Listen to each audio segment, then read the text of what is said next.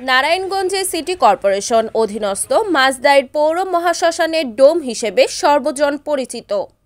পাশাপাশি ২০২০ সালে বৈশ্বিক মহামারী করোনাকালীন সময়ে হিন্দু সম্প্রদায়ের লাশগুলো দাহ করে সর্বস্তরের হিন্দু সম্প্রদায়ের মন জয় করে পেয়েছিলেন একাধিক পুরস্কার। পাশাপাশি করোনা যোদ্ধা হিসেবে খেতাব পেয়েছিল এর টনি সনাতন।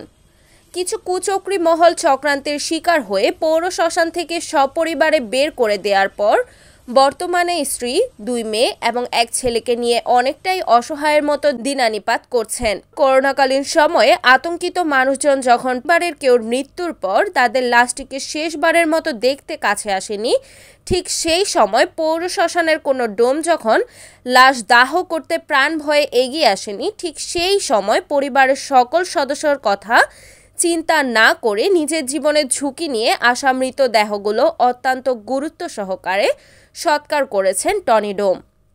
করোনাকালীন সময়ে স্বাভাবিক ও অস্বাভাবিক প্রায় ২৯৬টি হিন্দু সম্প্রদায়কে সৎকারের কাজ করেছে, কিন্তু অবশেষে সেই করোনা যোদ্ধা নারায়ণগঞ্জ সিটি কর্পোরেশন থেকে উপহার পেল চাকরি থেকে বহিষ্কার। নারায়ণগঞ্জ সিটি কর্পোরেশনের সূত্রে জানা যায় যে করোনা যোদ্ধা টনি ডোমের যে চাকরি থেকে বহিষ্কার করা হয়েছে ওখানে তার কোনো অপরাধ ছিল না। একটি প্রভাবশালী মহল তাকে ফাঁসিয়েছে। চাকরি থেকে বহিষ্কার করার পর টনি ডোম বারবার নারায়ণগঞ্জ সিটি কর্পোরেশনের ঊর্ধ্বতন ও কর্তৃপক্ষের সাথে যোগাযোগ করার চেষ্টা করলে তারা জানায়, আমরা এই বিষয়ে কিছুই জানি না। মেয়র মহোদয়ের নির্দেশ একটু কি শুধু বলতে পারি। দীর্ঘ ১ বছর পর আবারও এই সত্যের পক্ষে আওয়াজ তুলল সাধারণ জনগণ। আমি ১১ নং ওয়ার্ড থেকে নারায়ণগঞ্জ নগর খানপুর সিদ্দিকুপাল আখড়ার সাধারণ সম্পাদক হিসাবে আমি নারায়ণগঞ্জ শ্মশান কমিটির একজন সদস্য। সেই হিসাবে আমি দীর্ঘদিন যাবৎ এই আমাদের নারায়ণগঞ্জ শ্মশানের মহাশ্মশানের যে টনিকে বের করে দেওয়ার পরেই যত নেশাখোর তারা বিভিন্ন সময় এই লাশ নিয়ে গেলে চাঁদা চায়। টনি থাকা অবস্থায় কিন্তু সেটা হয়নি। করোনার সময় কোনো লাশ কেউ ধরতে চায়নি। টনিকে যখনই বলছি যে টনি আমি লাশ নিয়ে আসতেছি, টনি একটাই কথাই বলছে, আপনারা চলে আসেন, যা বোঝার আমরা বুঝবো, দেখবো। এবং অনেকেই নাকি বলছে যে টনি প্রত্যেকটা মৃত ব্যক্তির কাছ থেকে বহু টাকা খাইছে। আসলে এটা সম্পূর্ণ ভুল, সম্পূর্ণ মিথ্যা। আমি এই ব্যাপারে তীব্র প্রতিবাদ জানাই।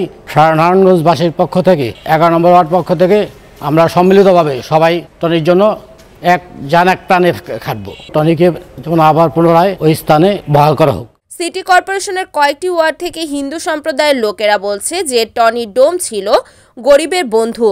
এখন বর্তমানে যে ডোম আছেন তিনি দেহ সৎকারের কিছুই বোঝে না, আরও হয়রানির শিকার হতে হয়। তাই আমাদের দাবি পুনরায় টনি ডোমকে বহাল করা হোক। ২০২০ সালে ঘটনা, তার কাছে আমরা ১৫ নং ওয়ার্ডের থেকে অনেক লাশ গেছে।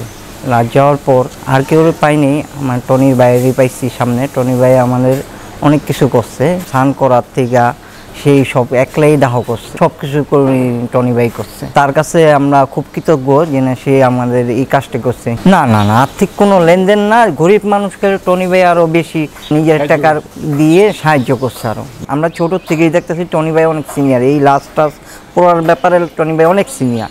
টনি ভাইকে আবার নেওয়া হোক, নিলে আমাদের হিন্দু ধর্মের যে হিন্দু সনাতন ধর্মের যে লোকটি আছে যারা যায় শ্মশানে, তাদের নিয়ে যদি সুন্দরভাবে পুরা করা যায় তাহলে খুব ভালো হয়।